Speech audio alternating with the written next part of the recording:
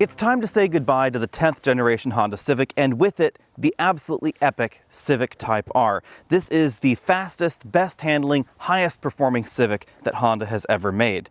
On April 28th, Honda will release details about the next generation 11th Civic, so by the time you're watching this video, those details will already be public. We'll talk about those a little bit at the end of the video. And very shortly, you will see the next generation Honda Civic in sedan form on sale in the United States, sometime around summer of 2021, followed very shortly thereafter by a hatchback variant, which will probably not look quite as aggressive as the model that we're taking a look at today, and then soon after, Honda Civic Si, and finally, likely, Type R models. Honda has all but confirmed that the Type R will get a next generation. Honda has also confirmed that this generation Civic is really the end of an era, because this one is built in England, as are all the hatchback models currently on sale in the United States. But with the next generation of the Civic, they're all going to be built in Ohio if you're buying them in America. So oddly enough, at the moment, if you're looking for one of the most reliable British sports cars you can buy in America, the Civic Type R ought to be on your shopping list. This particular Type R is the limited edition Type R, which I think are already all spoken for, but you can still get your hands on the regular Type R that's a little bit heavier than this and lacks all of the black accents that make this one look sort of like a bumblebee. One of the reasons that Civic hatchback production is moving to the United States is that this hatchback, which has always looked a little peculiar to my eye, to be honest, has been incredibly popular in the US. 20% of Civic sales are the hatchback model, and that greatly exceeded Honda's expectations for bringing this model to the US. The Civic has had a long history in America. This is one of the longest running automotive nameplates in the United States. So let's take a quick trip down memory lane. Back in 1972, Honda produced the very first Civic. It was pivotal for the brand because it was much larger than other Honda cars of the past. Even for Europe, some of those original Hondas were just a little bit too small, and they were decidedly small for the United States. But of course, we were in the middle of an oil crisis in the 70s. So in 1978, we got our very first Honda Civic. It was a hatch model, and it was unique because it did not require a catalytic converter for sale in California. That meant it was one of the very few vehicles on sale in America at the time that could run on either leaded or unleaded gasoline. It didn't matter what kind of gas you had access to, you could feed your Civic that, and it would comply with California emissions regulations. That vehicle was small. It was 147 inches long and had an 86.6-inch wheelbase. The second generation Civic debuted just about 2 years after US sales of the first generation started.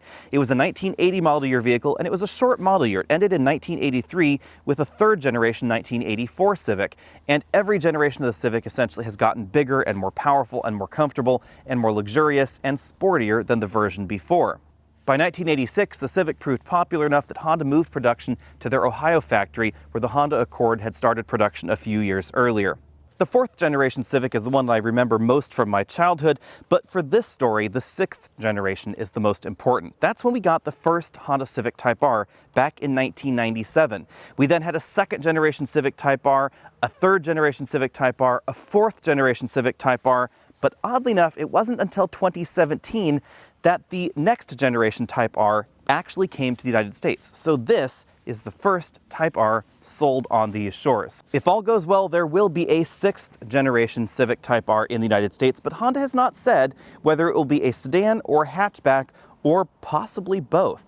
Now that these are going to be built in the United States and they're both going to be closely related to one another rather than being built in separate factories and designed by separate teams, it is likely that we could get an SI in both flavors and perhaps a Type R in both flavors, but details are incredibly sketchy.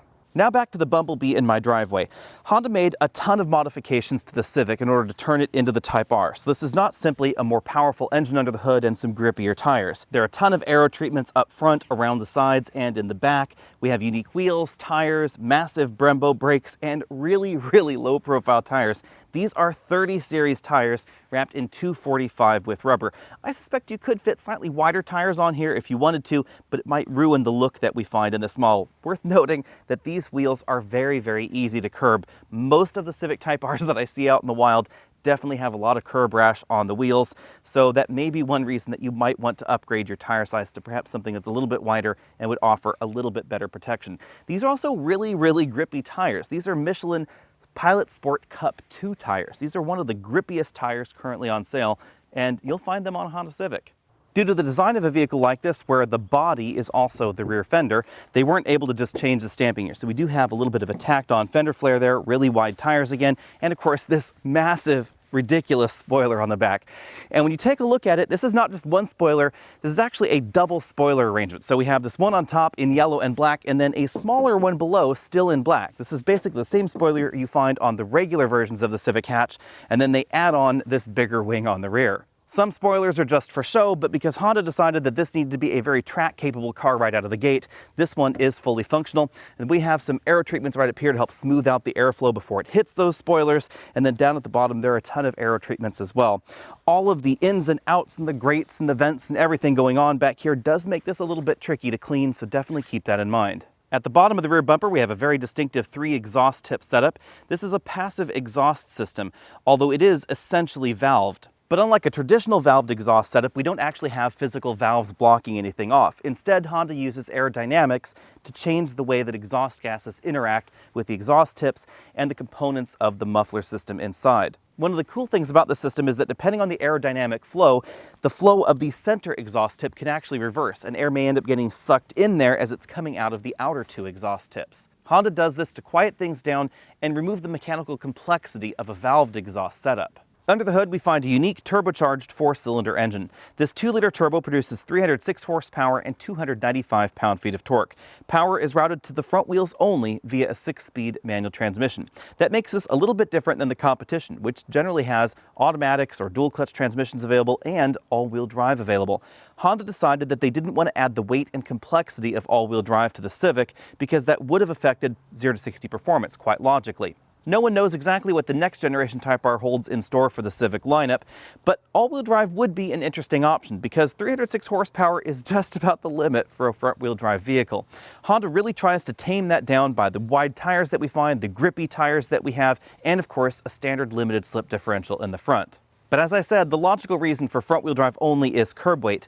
This model weighs under 3,100 pounds. This is the lightest version of the Type R currently on sale in the US. It's about 100 pounds lighter than the regular Type R and significantly lighter than something like a WRX STI. Front seat comfort is reasonable in the Type R. These are not the same seats that we find in the rest of the Civic lineup, of course. We don't have any kind of adjustable lumbar support. I do think that's a bummer because, for me at least, there really needs to be a little bit more support in the middle of my back in the seat design. It's adjustable for height, the seat back is adjustable for tilt, and of course, the seat slides forward and backward. Next year, we should be getting the new Volkswagen Golf R. It's also going to be a hatchback, but it's a different kind of hatchback than this generation Civic. This has a very sort of sportback, I guess, profile rather than a more traditional cut-off hatch. That does mean that I don't have as much headroom as you might think back here. If I try and put my head back to the headrest, I have to crane my head significantly one side in order to do that. Sitting in a more natural position, the back of my head is definitely touching the ceiling. So if you're looking for more headroom in your hatch, you might want to take a look at a Golf R. Headroom in here really is not substantively different than what we see in the sedan. You should also know that this model is a 4-seater, so there's no seat belt right here in the middle. Instead, we get some fixed cup holders, and there are no HVAC vents for the rear passengers. Those were deleted as part of the weight-saving procedure. So what's the difference between a limited edition and a regular Type R? Well, on the styling side, the limited edition has a few extra black painted parts on the outside that we don't find in the regular Type R. We then have different wheels. These are forged wheels, so they're a little bit lighter, and they're wrapped in the grippier Pilot Sport Cup 2 tires. These are the same tire compound that we find in a number of high-performance 911 models. Then Honda went on a weight reduction journey. They deleted the rear parcel shelf, and they removed almost 30 pounds of sound deadening in the Civic Type R. Now that is important to keep in mind because the limited edition, the big thing you'll notice out on the road is that this is an awful lot louder on the highway because so much sound deadening has been removed. Honda did all this to reduce the curb weight, and that's also why we don't have a rear parcel shelf. So the combination of the tweaked suspension components, the grippier tires, the reduced curb weight make this the fastest vehicle in the Honda lineup and, of course, the fastest Honda around a track. According to Honda, only 1,200 models of these will be built, 600 are coming to the United States, and essentially all 600 have been spoken for. To be perfectly honest, if I were shopping for a Type R, I would get the regular one. I wouldn't get the limited edition anyway, because theoretically the Type R is all about being daily driver livable and also a very high-performance sports vehicle. And I think that the regular Type R fits that mission just a little bit better. The removal of the sound deadening is a little annoying on a longer road trip, especially if you live in an area with rough roads like I do. The interior of the Type R doesn't look as modern as some of the competition, but that's quite logical, of course, because the Type R isn't as modern. As I've said before, it's sort of a self-fulfilling prophecy that the newest model in any segment is going to be class-leading, because why would you design a new vehicle to be anything other than that? So as we take a look around this interior, definitely keep in mind the age of the Type R. We have these very aggressively bolstered seats. These are quite comfortable with the exception, again, of that lacking lumbar support right in the middle. These are not true 5-point harness seats. They're just styled that way, so if you do want a 5-point harness, you will have to swap out these seats. You should know that if you're a slightly wider person than I am, that the bolstering is pretty darn aggressive in the seat bottom cushion and the seat back cushion, and it's not adjustable. The seat bottom cushion bolstering does make it a little bit tricky to get in and out if you're a bit larger than I am. For the Type R, Honda swipes out a decent number of components for more premium materials, like the Alcantara inserts right there in the doors. As we move on over to the dashboard, we find a lot of red accents, very similar materials to the rest of the Civic lineup. Otherwise, however, soft touch injection molded plastics above and below. We have a pretty decently sized bin-style glove compartment. I was able to fit a tablet computer inside. We have the same touchscreen infotainment system that we find in the rest of the Civic lineup. This is definitely feeling old, but again, bear in mind the Civic's age. Dual zone automatic climate control below there. I'm actually surprised that Honda didn't swap out something different in order to help reduce weight, but that is still a nice touch here. We find the USB input for the infotainment system down there in this little storage cubby underneath this section of the dashboard. 6-speed manual transmission right there, electric parking brake, auto brake hold, and then this is the drive mode selector. As with the rest of the Type R lineup, we have 3 different drive modes: Comfort, Sport, and R. Over here we have the little badge indicating that this is the 16th Type R Limited, destined for the United States. This one has been around the block a little bit. We have cup holders right here in the center console, basically the same center console that we find in the rest of the Civic lineup, that slides around so you can access lower storage, and then this area lifts up so that we have access to the entire compartment. This is a pretty decently sized storage area for a compact vehicle in this category. On the driver's side, we find a modified 3-spoke steering wheel, that red Honda badge right there, and then red Alcantara inserts on an otherwise completely Alcantara steering wheel. You should know that Alcantara tends to not be as easy to clean as leather steering wheels, and sometimes it doesn't age as well. So definitely keep that in mind. Over here on this side, we have buttons for the infotainment system, as well as that multifunction LCD instrument cluster over there. And then on this side, we have the controls for the Honda sensing system. The Type R does not offer all the same safety features that we find in the rest of the Honda lineup, but it does have lane keeping assistance and radar adaptive cruise control. We then have that large LCD instrument cluster there in the middle. As with the rest of the Civic lineup, this is not a full LCD, so the engine temperature gauge and the fuel gauge are still analog dials. When you get the Type R out on the road, it is just an absolute blast to drive. And the fact that this is a front-wheel drive performance car almost fades away. Almost. You will be able to tell the Type R is, of course, front-wheel drive in the corners, because we just don't get that same kind of rotation that you can get out of a WRX STI.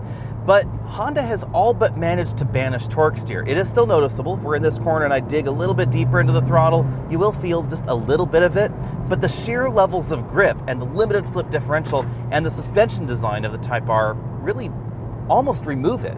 And unless you're on a slippery road surface, I think that most people won't miss the lack of all-wheel drive, and they will appreciate the lighter weight feeling that comes out of the Type R as a result. Now, according to Honda and some publications, this will go 0 to 60 in 5.0 seconds. I have no doubt that that is possible if you're willing to roast the clutch and you're a professional driver on a really good surface. Keep in mind, this is front-wheel drive, not all-wheel drive, so your 0 to 60 acceleration times will vary based on the amount of grip that you have available to you. Now, in my testing, I went 0 to 60 in 5.4 seconds, which is still a very, very respectable time. Unless you're a professional driver, I suspect your 0 to 60 times will also be in the neighborhood of 5.4 to 5.5 seconds. One thing that all of us can do, however, in this Type R Limited is stop from 60 miles an hour to 0 in 98 feet. That is one of the shortest stopping distances that I've ever recorded. The stopping distance is absolutely epic, and it's helped up by the big brakes and, of course, those wide, grippy tires. The grippier tires also certainly have an impact on handling, but Honda didn't just give this grippier tires. They also gave it lighter weight wheels, and then they tweaked the suspension and the steering just a little bit. So the amount of effort that we get here is definitely higher than we find in the regular Civic Type R, and the suspension has a little bit less roll, and it's a little bit more tuned for track-focused performance. So even if you were to swap out your regular Type R's tires and wheels for these tires and wheels, you're not going to get the same feel out on the road, but you will get somewhat close. For the limited edition Type R, Honda did not simply swap in grippier tires and lighter wheels. They also went back and retweaked the adaptive suspension system's programming, and they also fiddled with the steering. It's a little bit firmer, has a little bit less assistance than we find in the regular Type R. So keep in mind that swapping in grippier tires on your regular Type R won't get you to this level of performance, but you honestly will get a piece of the pie. You'll get the shorter stopping distances, you'll get the better grip in the corners, but whether or not that gets you around a track faster will honestly depend mainly on your driving ability. Now, I have seen some track experiments out there where they've said that this went around the track a little bit faster than the regular Type R, and that a regular Type R with grippier tires went around the track actually a little bit slower. Honestly, all of those times were within the margin of error, and we're talking about a very human-centric event here. Going around a track in a vehicle is really dependent on the driver. I prefer the way the grippier tires feel in this. Some people think that they like the slightly lighter rear end feeling that you can get in the Type R without the grippier tires. Personally, I just like the way this setup feels, and I would probably replicate this in a regular Type R if I were to buy one. As you'd logically expect, all the performance that we get in the Type R comes at a bit of a cost, and that cost is ride quality. Like the regular Type R, the ride quality in the Type R Limited Edition is, not quite as good, shall we say, as the regular Honda Civic. Although it's not as harsh as you might think, because we do have a fully adaptive four-corner suspension. So I can put this in comfort mode, and it does a reasonable job of soaking up a lot of these bumps, but you'll really hear the lack of sound deadening in the corners, and the fact that these tires pick up a lot more of the gravel road that I'm driving on and then toss it into the fenders, so you'll really hear that in the cabin. Now, if I put this in Sport or the R mode, things certainly get an awful lot firmer. R mode is definitely more focused at track duty than daily driver livability. Even if you live in an area with excellently paved road surfaces, you're probably not going to want to spend too much time in R mode unless you're on your favorite winding road and you're really wanting to drive the car hard. One of the things you will certainly notice out on the road is the lack of sound deadening. I measured 75 decibels in here at 50 miles an hour, making this one of the loudest cabins that we've ever tested here at Alex on Autos.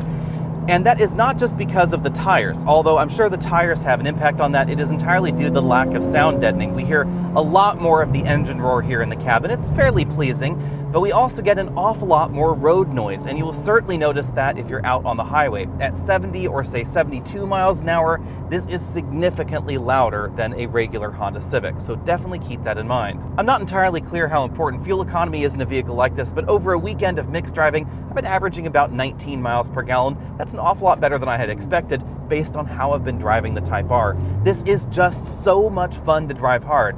The engine sounds great when you rev it high, so there's really no need to use 6th gear if you don't have to, because then you wouldn't be hearing this engine just scream all the way up to 7,000 RPM. This reminds me an awful lot of a top-end Mercedes A-Class or CLA AMG. It is that level of fun, only without all-wheel drive, which makes this less expensive to maintain, less expensive to insure, and a whole lot less expensive to buy.